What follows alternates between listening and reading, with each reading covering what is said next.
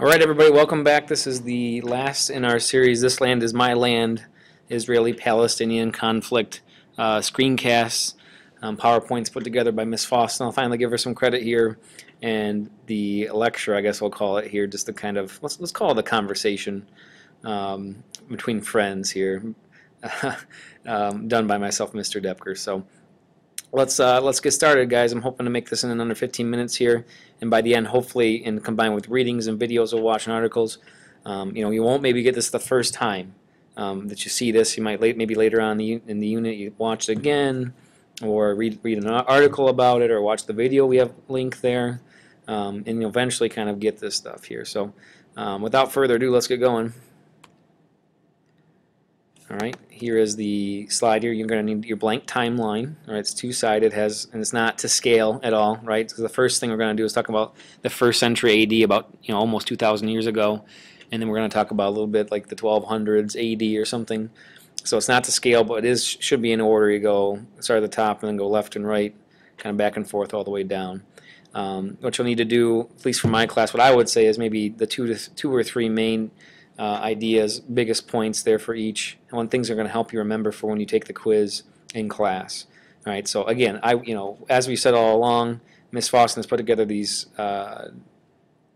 PowerPoints, and what's written on the screen is not always enough. Sometimes it's just a cue for me as the presenter. So you definitely, what I would do is watch through the slide once or twice, listen to what I have to say, and then you decide. That's where you're processing in your brain. You decide what are the 2 to 3 or maybe even 4 main ideas that need to be written down there. They're going to help you understand and remember for the quiz and really know your stuff when it comes to the history of this conflict.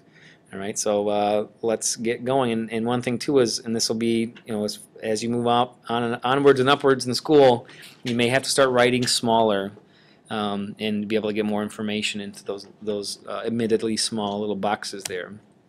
All right, here we go. The first box talks about the Roman conquest of Judea. Of course, we talked about the Romans earlier this year at length, had a whole unit on the Greeks and the Romans.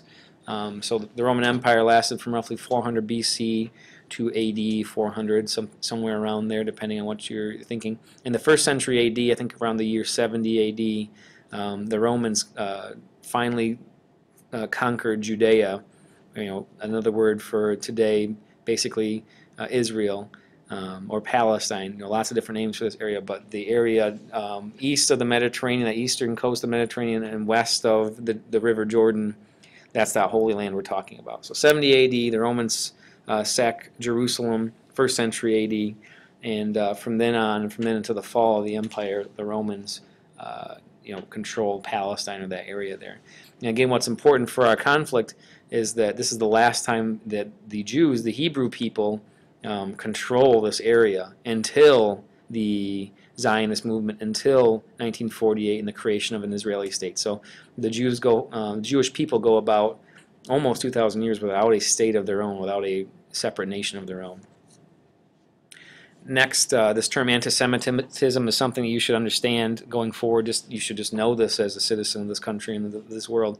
Anti-Semitism means basically anti-Jewish feelings that people have. So if someone makes a crude and inappropriate joke about Jewish people, or if someone expresses some type of ill feeling or hatred about Jewish people, we say that they're an anti-Semite, or that they are displaying anti-Semitism. All right. And I should say here in the late 19th century, again the 19th century is the 1800s, so in the late 1800s this was on the rise in Europe. And it'll eventually lead to World War II and the Holocaust and all that stuff too. So in the late 1800s, anti-Semitism is rising in Europe.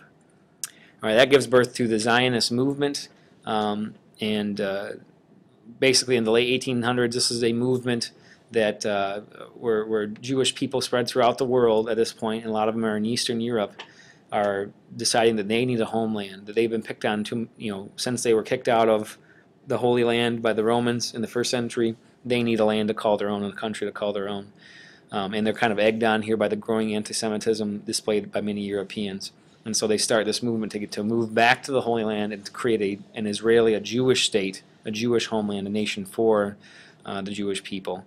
Right? And many times they'll cite, as Ms. Foster says here, Abraham's covenant with God, that God promised this land. You often heard of the Promised Land, probably. This was the famous promise land to the Hebrews in the Old Testament of the Bible or in the Jewish Torah. All right. Next one, the Ottoman Empire. All right, what we need to know about the Ottoman Empire, the Ottomans were Turkish people, so it was centered in Istanbul, centered in the modern-day country of Turkey, but they controlled vast parts of southeastern Europe, the Middle East, North Africa, between 1299 and 1923 A.D. But what we need to know, that's a whole other class in and of itself, or unit. What we need to know is that for decades and maybe even centuries, the Ottomans controlled the Holy Land that we'll be talking about. Again, that area right here, south of Lebanon, northeast of the Sinai, Palestine, Israel, Judea, whatever name it's gone by, that's the area that for centuries and right up through World War I in 1917, the Ottomans controlled the Holy Land. All right. Next thing in our timeline, again, we're skipping around here early on, decades, centuries, and all that stuff. Later we'll be going kind of year by year. In 1917, this is as World War II was coming to an end. We basically had Germany and the Ottoman Empire was one of its allies on one side, then like France and England and the United States on the other side in World War I. And France, United States, and Britain, the Allies, won World War I, and that kind of started the downfall of the Ottoman Empire. The French and British got a lot of their territories in the Middle East, and the British got the lands, again, were then called Palestine here, all right, and Transjordan, so the areas east of the River Jordan right here. They got this, which is today called Jordan, the country of Jordan. All right, so this was for a few decades belonged to the British.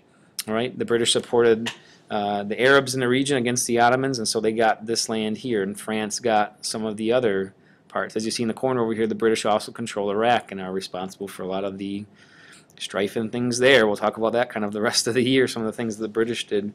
Yeah, so the British for a few decades after the fall of the Ottomans and after World War I control the Holy Land.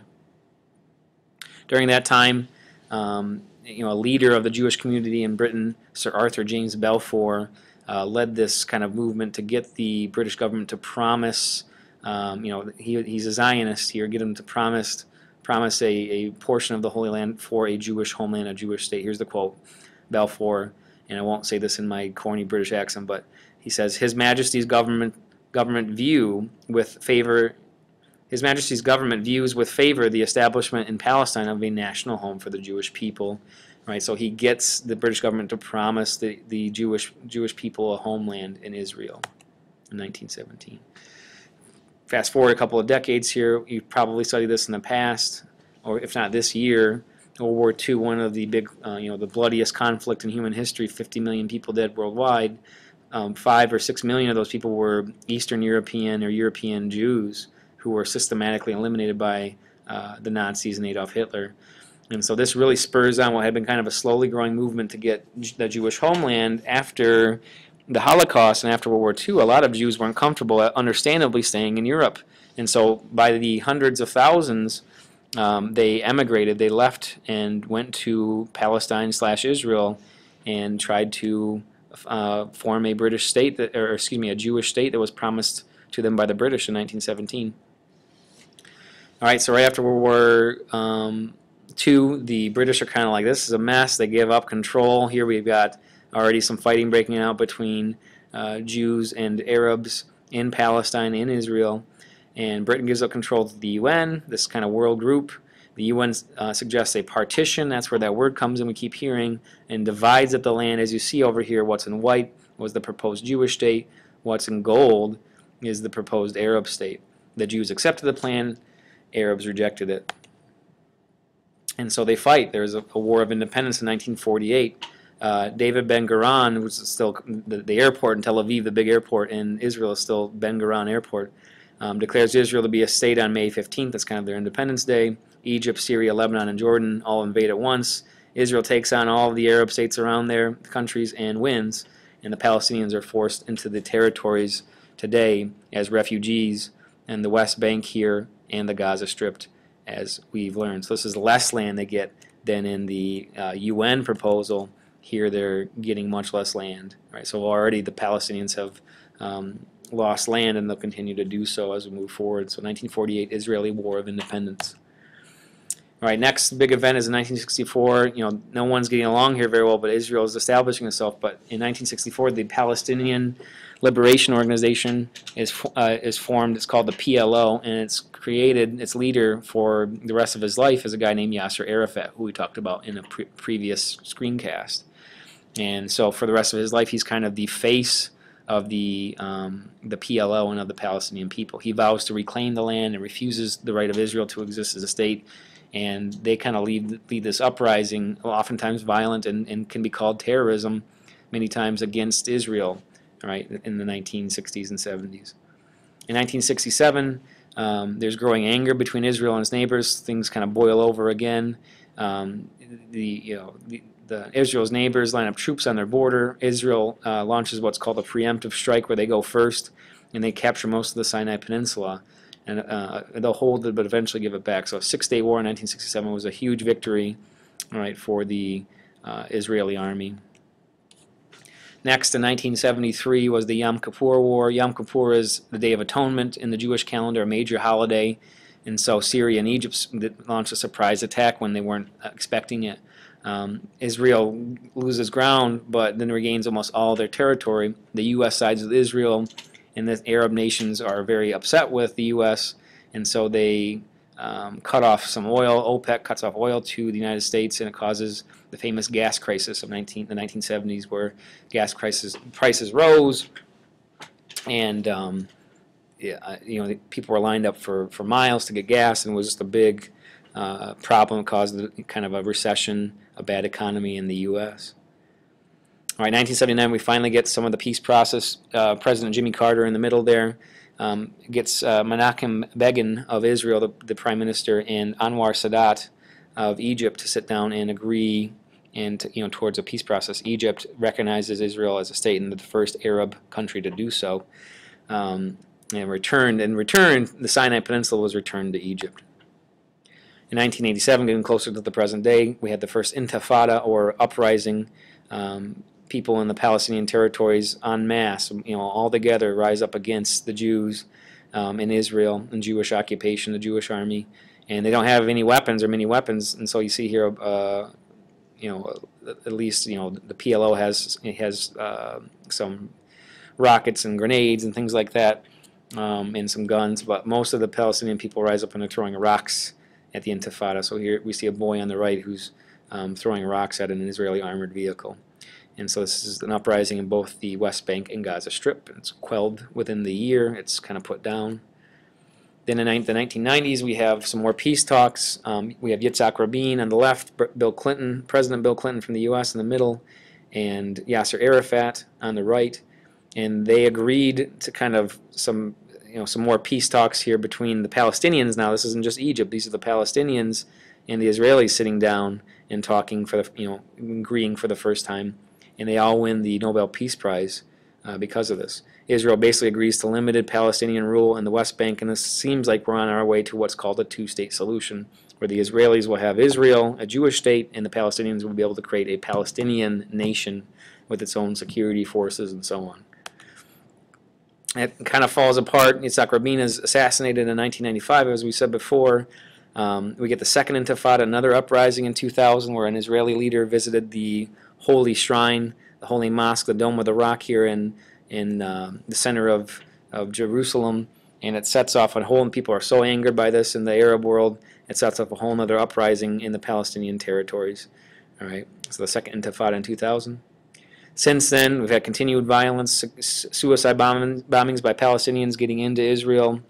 Israelis continue to build settlements in the West Bank, and the Israelis have built this large, 15-foot tall security fence around the West Bank to prevent people coming in and terrorizing Israel. Today we have a new generation. No longer do we have the people who fought in the wars of independence on either side. Today we have kind of their children, like Benjamin Netanyahu, Mahmoud Abbas. In the 2000s, last decade, George W. Bush tried to put forward what was called the Roadmap to Peace, which has mostly failed. And today we have our 5 roadblocks to peace that we'll study later in class. So not much has been resolved, and in fact, maybe things are getting worse. It's maybe the worst outlook for peace we've had in some time as Israelis continue to build settlements on Palestinian lands. All right, guys, thanks for tuning in. We'll see you later.